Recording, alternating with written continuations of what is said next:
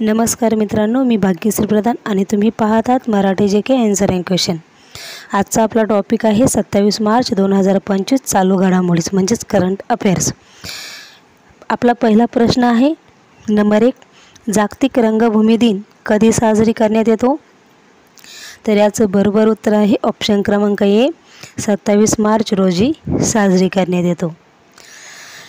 पुढचा प्रश्न आहे नंबर 2, आंतरराष्ट्रीय रंगभूमी संस्थेद्वारे कधीपासून 27 मार्च रोजी जागतिक रंगभूमी दिन साजरा करण्यात येतो? तर याचं बरोबर उत्तर आहे ऑप्शन क्रमांक सी, 1961 सालापासून।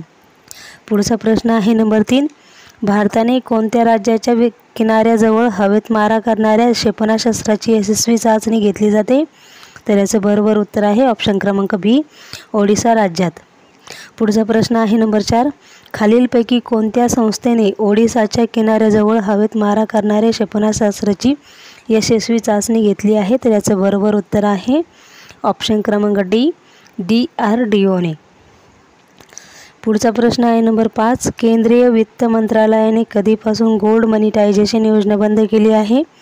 तर याचं बरोबर उत्तर आहे ऑप्शन क्रमांक सी, 26 मार्च 2025 पासून।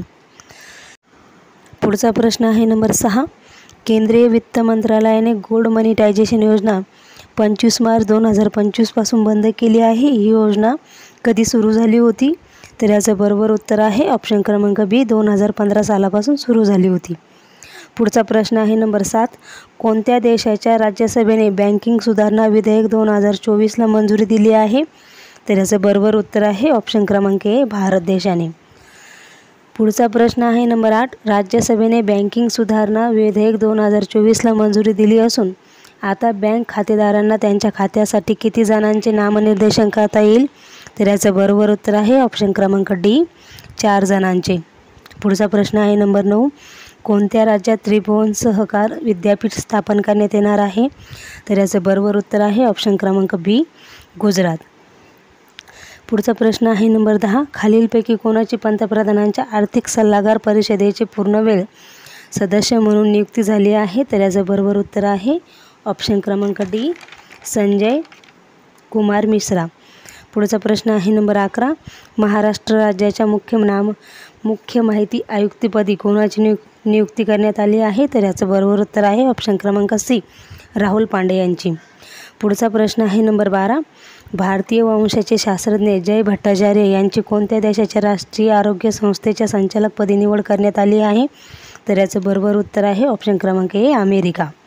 पुढचा प्रश्न आहे नंबर 13, ISF विश्वचषक स्पर्धा 2025 कोणत्या देशात होत आहे? तर याचं बरोबर उत्तर आहे ऑप्शन क्रमांक डी, अर्जेंटिना या देशात होत आहे। पुढचा प्रश्न आहे नंबर 14, अर्जेंटिनामध्ये होत असलेल्या ISF विश्वचषक स्पर्धा 2025 मध्ये किती भारतीय नेमबाज सहभागी होणार आहेत?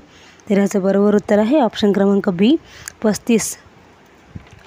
पुढचा प्रश्न आहे नंबर 15, भारताचा क्रिकेटपटू यशस्वी जयस्वालने T20 क्रिकेटमध्ये किती हजार धावा पूर्ण केल्या आहेत? तर याचं बरोबर उत्तर आहे ऑप्शन क्रमांक ए, 3000 धावा।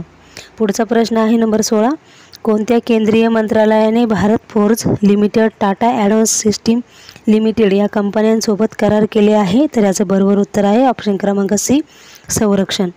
पुढचा प्रश्न आहे नंबर 17, वाशिम जिल्ह्याच्या पालकमंत्रीपदी कोणाची निवड झाली आहे? तर याचं बरोबर उत्तर आहे ऑप्शन क्रमांक ए, दत्तात्रय भरणे यांची निवड झाली आहे।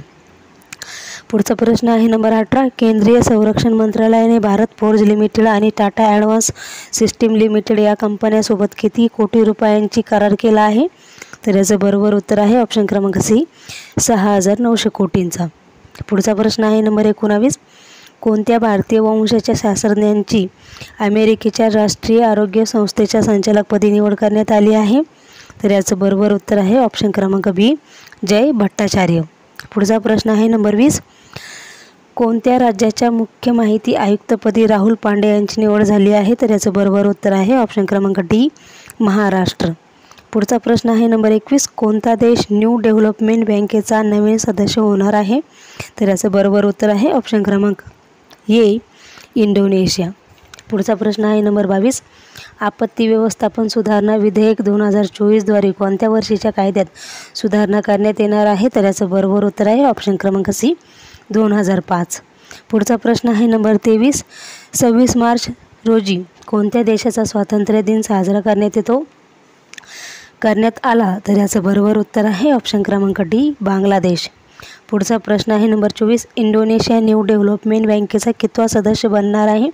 तर याचं बरोबर उत्तर आहे ऑप्शन क्रमांक डी, 12वा. पुढचा आणि शेवटचा प्रश्न आहे नंबर 25.